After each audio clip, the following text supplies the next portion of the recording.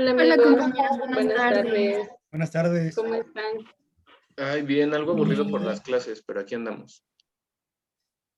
¿Qué les pareció esta unidad? La verdad yo la sentí un poquito pesada. Sí, yo igual, un poco Sí, no pesada. se diga, Sí, Sí, a muchos mí todo el temas. también. semestre. Bueno, entonces, ¿qué les parece si hacemos como que un repaso para que no se nos vaya a olvidar? Sí, me parece muy bien. No Vale, sé si alguien está de ustedes genial. haya guardado las presentaciones y quieran comentarlas. Sí, de hecho tengo las 4 exposiciones y las junté en un documento para que fuera más fácil. Si quieren lo proyecto y vamos comentando. Ok, me parece bien. Ok, me parece que ya estoy compartiendo. ¿Alcanzan a ver? Sí, Sí, ya se ve. ya sabe todo. Y el primer tema es la conformación de la sociedad humana, ¿verdad? Sí. Ese, Sí, la verdad, me gustó muchísimo porque habla ahora sí que la evolución de las sociedades, el modernismo un poquito, el posmodernismo y cómo el posmodernismo como que tomó algunas, digamos, cosas del modernismo también. Y pues recordemos que el posmodernismo es como una tendencia arquitectónica a estructurar la sociedad otra vez, principalmente la europea, ¿no? Porque pues todo esto surgió a causa de la posguerra que dejó todo destrozado. Sí, bueno, aquí como yo les puedo comentar un poquito, pues cuáles fueron las características de la sociedad después de la posguerra. Bueno, para empezar, aquí se trató en general sobre la sociedad, que es una sociedad conformista y despolitizada. Bueno, esto quiere decir que al menos hasta la década de 1960 más o menos, la política no tuvo mucho espacio en la vida cotidiana. Bueno, aquí se debe a la combinación de 3 factores, que es el impacto de los horrores de la Segunda Guerra Mundial, el crecimiento económico interrumpido de los 30 gloriosos y lo que sería el rechazo hacia la Guerra Fría. Bueno, aquí en general mejoraron las condiciones de toda la vida, tuvieron un mayor número de bienes y servicios pues que en años anteriores, ¿no? Después de esto, dio pie a lo que fue el baby boom. Bueno, aquí la tasa de mortalidad disminuyó y se prolongó la expectativa de vida en Europa y en América del Norte. Aquí sus vidas se prolongaron y pues, los niños empezaron a sobrevivir cada vez más, lo que pues, dejó de tener una presión de reproducirse a la misma escala que antes. Bueno, aquí con esto se dio lo que fueron los movimientos sociales. No sé qué nos puedas comentar aquí, compañero. Pues no sé, a mí me parece bastante interesante porque cuando hablamos de los movimientos sociales, pues la mayoría de ellos vienen de aquí y todo surgió de que las personas empezaron a quejar que ya no querían que hubiera más guerras, que ya no los utilizaran solamente como carne de cañón y como sujetos políticos, sino como personas. Y creo que es bastante interesante el recalcarlo porque pues varios movimientos salieron de aquí, que fue el movimiento hippie con el amor y paz, la parte de la liberación racial de los afroamericanos, los primeros destellos del movimiento feminista también se vieron aquí, pues obviamente dieron paso a el resto de movimientos. Y pues lo que creo que es muy interesante es que la mayoría de esos movimientos están hasta hoy en día y han ido evolucionando, obviamente, porque pues han alcanzado como ciertas metas que ellos querían, pero pues también la manera de protestar ha cambiado.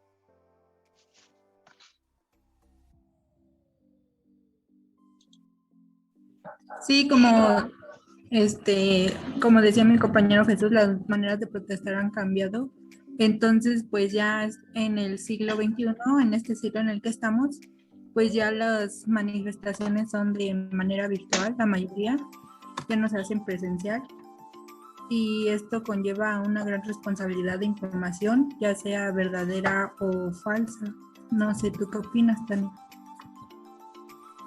Yo creo que sí, realmente lo que fue este siglo, las redes sociales tienen ahora sí que mucho que ver en la expansión de los movimientos, ya que el Internet es el servidor, pues por así decirlo, mundial, y las plataformas sociales alcanzan ciertos objetivos sociales y políticos, y abarcan una velocidad muy grande para compartir información, ya sea verdadera o falsa.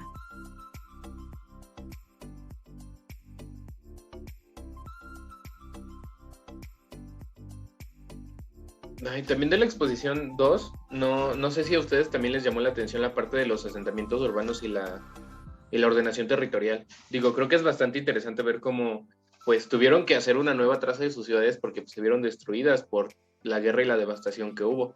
Digo, en la mayoría de los casos se guiaron para hacer las ciudades por la Carta de Atenas, me parece, y pues buscaban la estandarización para que todo fuera como igual y las personas se acostumbraran más rápido, que fuera económica porque pues, tenían que reconstruir muchísimas cosas y con una nueva traza urbanística, que creo que es lo más interesante porque no se estaba viendo eso en las ciudades, crecían como era que se necesitaba y pues la Carta de Atenas fue este manifiesto urbanístico que les dijo, oigan, lo tenemos que hacer así para que funcione, para que sea estético y para que todos podamos formar parte de esto, porque si no, no hubiera tenido sentido. Y creo que la Carta de Atenas fue un movimiento, bueno, un documento muy importante que generó pues todo un movimiento.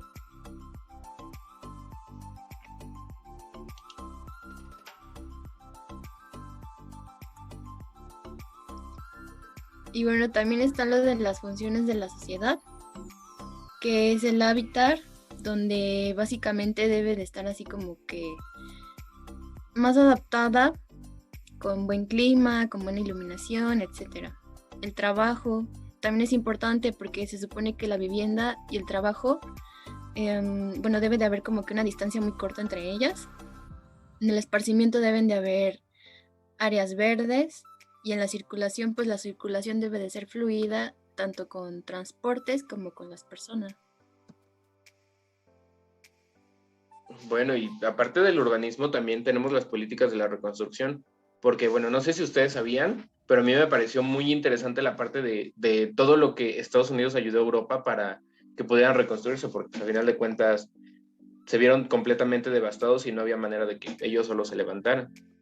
Y pues todas estas políticas de reconstrucción vinieron a causa de que ellos querían pues regresar a la normalidad básicamente, que pues no era posible ya que muchas de sus ciudades y los lugares en los que vivían se vieron afectados, pero pues gracias a Estados Unidos con un plan que se llama el Plan Marshall, que constaba en ayuda internacional, pero principalmente de Estados Unidos a países europeos, lo cual hacía que estuvieran como un poco en deuda con Estados Unidos. Digo, obviamente había intereses escondidos en todo eso, pero pues les ayudó, que principalmente pues, de los intereses que yo veo más probables que haya sido por el que los hayan ayudado, pues es porque en ese momento estaba la Guerra Fría y pues Estados Unidos necesitaba aliados en la parte de Europa para lidiar con la Unión Soviética.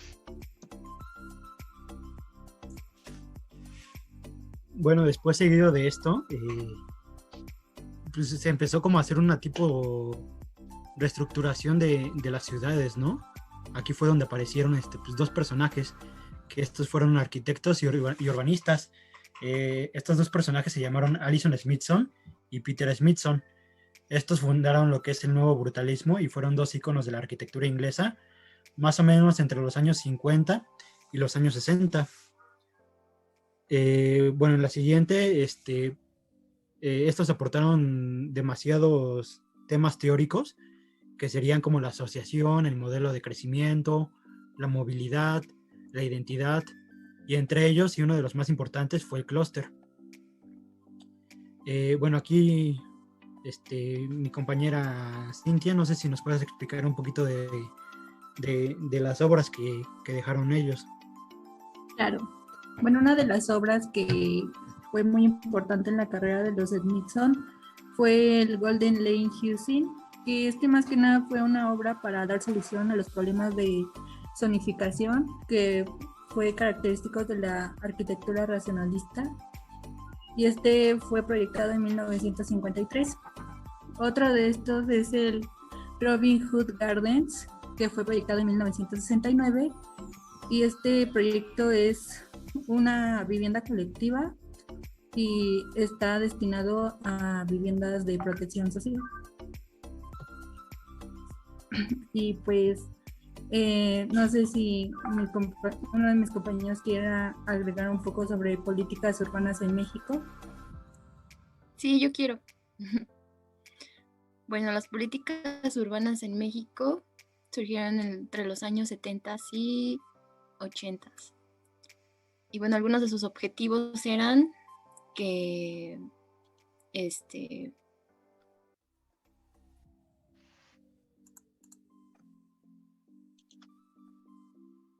los objetivos, por favor, compañero, gracias.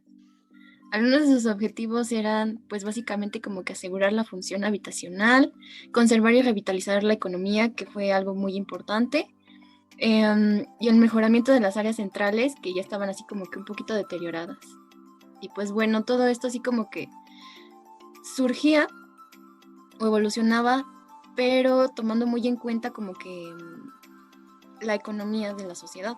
Entonces esto servía como que para que se volviera a reestructurar todo y ya quedara, digamos, bien.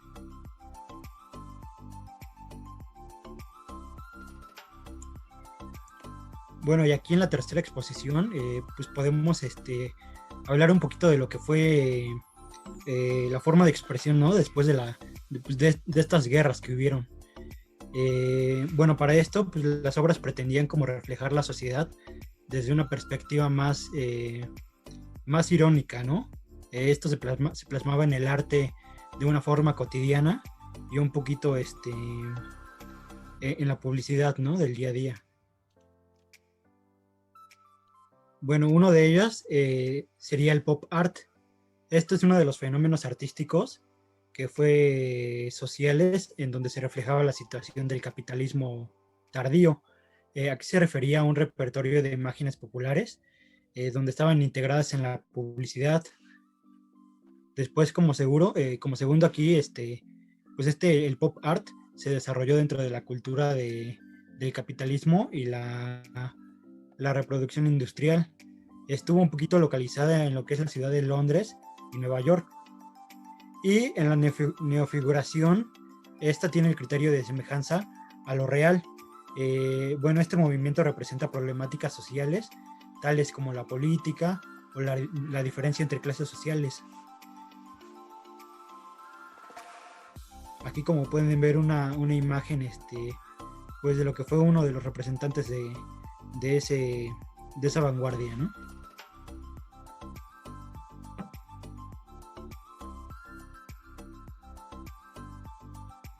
Bueno, a mí me pareció un poco interesante sobre el tema del neoexpresionismo e hiperrealismo. Y recordemos que el neoexpresionismo es un movimiento que se caracteriza por su agresividad a la pintura y que estos son tratados por imágenes fácilmente reconocibles. El hiperrealismo, esta es una tendencia de pintura que más que nada se propone en producir a la realidad con fidelidad y como objetivo de fotografía. También tenemos lo que es el performance art, y este se define como una forma de arte y es más que nada, tiene un tiempo delimitado y es más que nada una obra dramática. Siempre va a ser dramática y siempre va a ser corta. Lo que es el arte mexicano, este arte se formó en el siglo XXI, digo, XIX, y es más que nada una tendencia que fue conocido por el Porfiriato, y durante este tiempo la pintura y la escultura resaltaban mucho.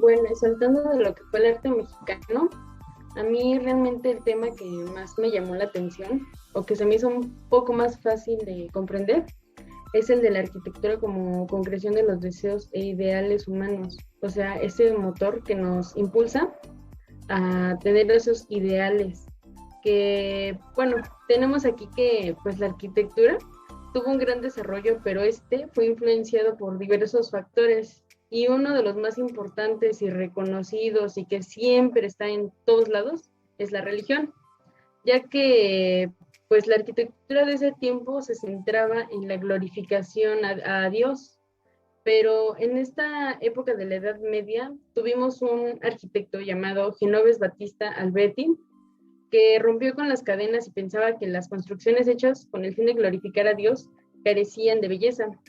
De lo que fue la Edad Media nos brincamos a lo que es la posmodernidad europea. Realmente la posmodernidad es una crítica a la formalidad y a la racionalidad. Se expande por lo cultural y social y pues sí tiene sus fallas, que sería pues la falta de ideologías definidas. O sea, algo bien marcado, una ideología bien marcada. De aquí nos brincamos a lo que fue el realismo italiano. Pues tenemos en cuenta que este pues movimiento nació de las cenizas de la Segunda Guerra Mundial. Tuvo conflicto, los cambios de gobierno tuvieron que ver con la democracia cristiana, la religión otra vez. De aquí nos vamos a brincar a lo que fue el contextualismo de Aldo Rossi. Él fue un arquitecto italiano conocido por ganar un premio Pritzker en el año 1990. Él pretende o piensa que un arquitecto debe ser sensible al entorno urbano cultural, utilizando los antecedentes históricos del diseño, en lugar de crear nuevas tendencias o tipologías. Él quisiera que, más bien que no haya un progreso, por así decirlo. Tenemos lo que también es el empirismo nórdico. Más que nada se trata de adaptar una arquitectura a su espacio con la tradicionalidad del lugar, o sea, que contraste con el lugar de pues ahora sí que de donde se está haciendo la obra, por así decirlo. La reestructuración urbana inglesa nos habla básicamente de que es implementar un estilo que tenga características específicas de cada lugar o ambiente urbano, que no tenga que ver con lo internacional, por así decirlo, más bien por lo extranjero. Y de aquí nos vamos a saltar a lo que es la posmodernidad, que es básicamente la posmodernidad considera las construcciones simplemente para satisfacer las necesidades humanas, no para nada más, o sea, que sea algo funcional. La belleza en este tipo de obras no contaba, no tenía así como que no hacían tanto énfasis en la belleza, por así decirlo. Y pues yo creo que estos temas son importantes. Es importante que los conozcamos porque pues nos están relatando toda la historia, todo lo que tuvimos que pasar, pues por así decirlo, para llegar a este tipo de artes y movimientos sociales. Y la ¿Cómo verdad ven, es que, compañeros? pues estos temas nos hablan más que nada sobre cómo va evolucionando la arquitectura y el arte después de la guerra. No sé qué opina Fernando. Sí, no, más que nada siento como que el hecho de adaptarse, ¿no? Al estar en estas épocas, en esas etapas, como que tanto la arquitectura como la sociedad se va adaptando, ¿no? No sé los demás qué opinen. Pues sí, bueno, yo opino que son temas bastante importantes que quizá también apliquemos en un futuro, pues ahora sí que en nuestra propia arquitectura, ¿no? E incluso podemos hacer como que algunas tendencias también en base a ello. Pues sí, estoy de acuerdo contigo. A lo mejor esto nos va a dejar una enseñanza de, como tú dices, crear algo nuevo, no quedarnos con lo antiguo, por así decirlo, y tener pues un reconocimiento, ¿no? O ser alguno de los mexicanos que también pueda ganar un premio, pues que, ¿no? Sí, digo, también aparte es Sí, claro. como muy interesante cómo se van ligando los temas, digo, porque a final de cuentas vamos desde la sociedad de la posguerra y vemos cómo todos estos movimientos pues han afectado y nos llevaron hasta lo que es hoy en día. Entonces me parece muy interesante.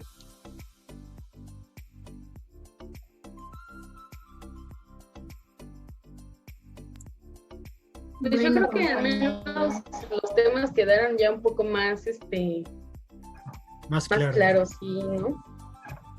Pues a ver cómo nos va en el examen, compañeros. Esperemos que todo bien. Bueno, pues entonces yo creo que esto sería todo por esta plática.